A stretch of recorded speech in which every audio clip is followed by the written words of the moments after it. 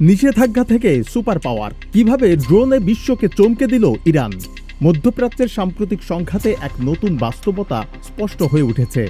Drone এখন যুদ্ধের সবচেয়ে কার্যকর অস্ত্রগুলোর একটি। বিশেষ করে ইরান যেভাবে ক্ষেপণাস্ত্রের তুলনায় বেশি ড্রোন ব্যবহার করছে তা বিশ্বজুড়ে কৌতূহল ও উদ্বেগ তৈরি করেছে। তুলনামূলক কম খরচে এবং ঝুঁকিমুক্ত হওয়ায় ড্রোন আজ ইরানের সামরিক কৌশলের কেন্দ্রবিন্দু। তবে এই অবস্থানে পৌঁছানো ছিল দীর্ঘ ও কঠিন এক যাত্রা। ১৯৭৯ সালের ইরানের ইসলামিক বিপ্লবের মাধ্যমে দেশটিতে বড় রাজনৈতিক পরিবর্তন আসে। আয়াতুল্লাহ রুহুল্লাহ খমেনির নেতৃত্বে নতুন শাসন ব্যবস্থা প্রতিষ্ঠার পরপরই ইরান জড়িয়ে পড়ে ইরান ইরাক যুদ্ধে। এই যুদ্ধই ইরানের সামরিক কৌশলে বড় পরিবর্তনের সূচনা করে। বিপ্লবের আগে মোহাম্মদ রেজা শাহ পাহলভির আমলে যুক্তরাষ্ট্রের কাছ থেকে কেনা আধুনিক অস্ত্রের উপর নির্ভরশীল ছিল ইরান। কিন্তু যুদ্ধের সময় ইরাক উন্নত রাডার প্রযুক্তি ব্যবহার করলে ইরানের বিমান বাহিনী দুর্বল হয়ে পড়ে। এতে স্পষ্ট হয়ে যায় বিদেশি অস্ত্রের উপর নির্ভরশীলতা বড় ঝুঁকি। তখনই ইরান বিকল্প হিসেবে পাইলটবিহীন কম খরচের আক্রমণক্ষম প্রযুক্তির দিকে নজর দেয়, যা আজকের ড্রোন প্রযুক্তির ভিত্তি। ১৯৮০-র দশকের মাঝামাঝি সময়ে ইরানে ড্রোন উন্নয়নের প্রাথমিক কাজ শুরু হয়। ইস্পাহান বিশ্ববিদ্যালয়ের শিক্ষার্থীদের গবেষণার পাশাপাশি ইসলামিক রেভলিউশনারি গার্ড কোর্পস IRGC এই প্রকল্পে সক্রিয়ভাবে যুক্ত হয়। খুব অল্প সময়ে তৈরি হয় মোহাজির ১, নজরদারির জন্য ব্যবহৃত প্রথম দিকের ড্রোন। পরবর্তীতে আবাবিল সিরিজ তৈরি হয়, যা আক্রমণ চালাতে সক্ষম। সময়ের সঙ্গে এসব ড্রোনের পাল্লা, স্থায়িত্ব ও নির্ভুলতা বাড়তে থাকে। তবে প্রযুক্তিগত উন্নয়নের পথে বড় বাধা হয়ে দাঁড়ায় আন্তর্জাতিক নিষেধাজ্ঞা। যুক্তরাষ্ট্র সহ পশ্চিমা দেশগুলো ইরানের কাছে সামরিক সরঞ্জাম বিক্রি বন্ধ করে দেয়। এতে ইরান কার্যত একঘরে হয়ে পড়ে। কিন্তু এই সংকটটাই দেশটিকে স্বনির্ভরতার পথে ঠেলে দেয়।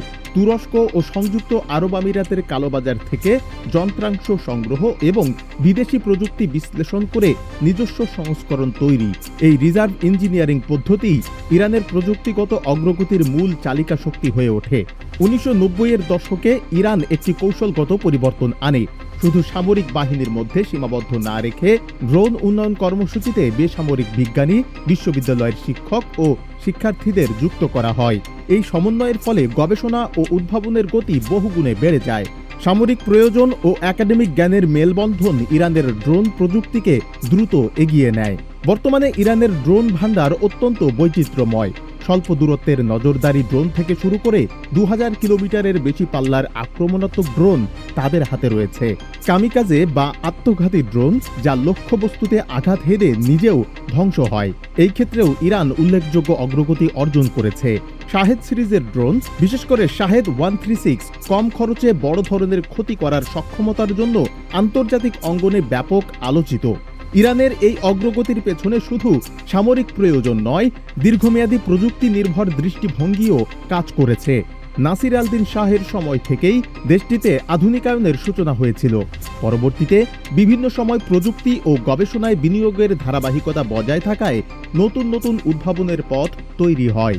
সব মিলিয়ে যুদ্ধের চাপ, কঠোর নিষেধাজ্ঞা এবং স্বনির্ভর হওয়ার অদম্য চেষ্টা, এই তিনের সমন্বয়েই ইরান আজ ড্রোন প্রযুক্তিতে বিশ্বকে চমকে দিয়েছে। ভবিষ্যতের যুদ্ধ যে আরও বেশি প্রযুক্তি নির্ভর হবে এবং সেখানে ড্রোন গুরুত্বপূর্ণ ভূমিকা রাখবে, ইরানের এই উদ্ভাবন তারই একটি স্পষ্ট ইঙ্গিত। ভিডিওটি ভালো লাগলে লাইক দিন, শেয়ার করুন আর অবশ্যই সাবস্ক্রাইব করতে ভুলবেন না।